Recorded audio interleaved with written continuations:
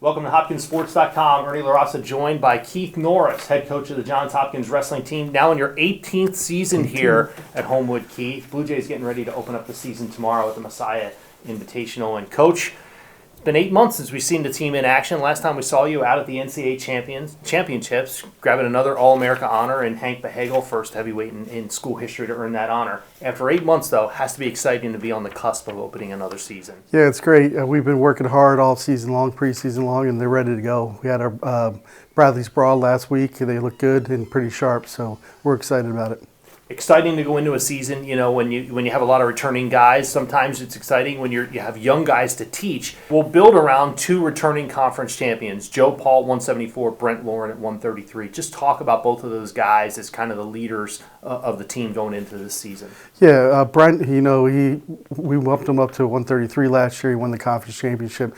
This year he's a solid 33-pounder. He's been lifting all summer long, and we expect big things out of him. Joe Paul, he's came back for his graduate degree, and he's going to be a fifth year, and he's looking to get 100 wins this season. That's one of his goals. He's put on some mass also, and he's looking sharp too. Real excited about the two of them. Sure. Now, Joe's a guy that started at 149 and made the unusual jump from 149 to 174. 100 wins. If he gets there, he would be just the third Hopkins wrestler in school history. He would join Paul Biwak and Dominic Reyes. So he'd be in select company, but he's certainly within striking distance of doing that. Not the only two guys we have returning with experience. Of course, Grant Wanoha, Jared Osborne. You got Will Schreiber, John Libby. Just talk about the experience those guys bring and the leadership they're providing to a team that's really about one-third freshmen. Right. They've been in the gym all summer long. They've been working out, and Osborne has dropped down a weight class, so he's been behind Dominic last year. So he's really looking to step out and accomplish something big. And then you have Grant, who's just been consistent, all 4 years he's been here. And we expect him again to be consistent, and he's real tough on top. So hope he keeps on going there.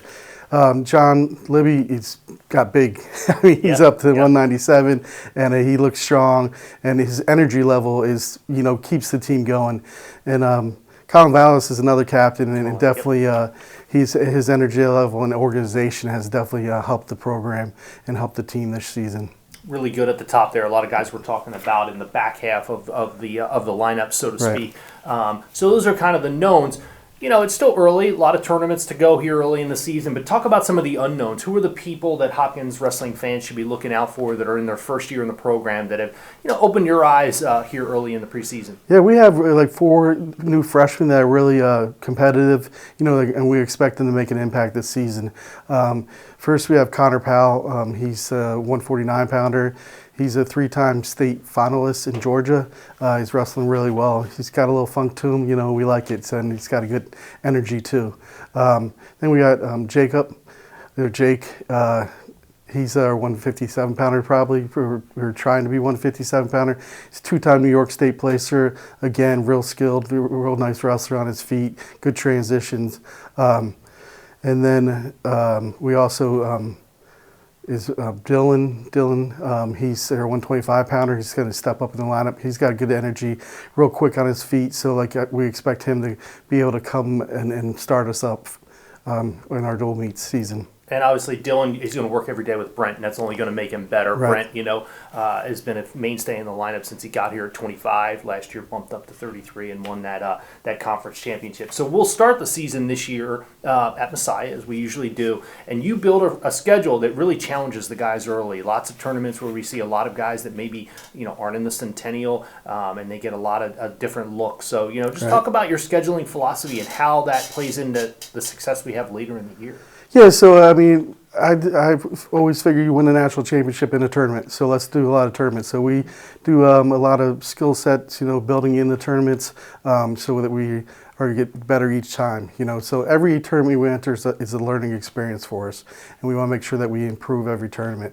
But we added some dual meets this season in the first half of the season too, because we wanted the team to bond together, get some W's as a team, and have that bond also, because it's a different beast, dual meet compared to a tournament. Sure. And of course, this year on the schedule, you'll find fans, if you go to hopkinsports.com, check out the schedule. The Friday 4-pack, Friday night duels. Just tell us a little bit about that. Yeah, we thought that we could build energy behind the Friday 4-pack.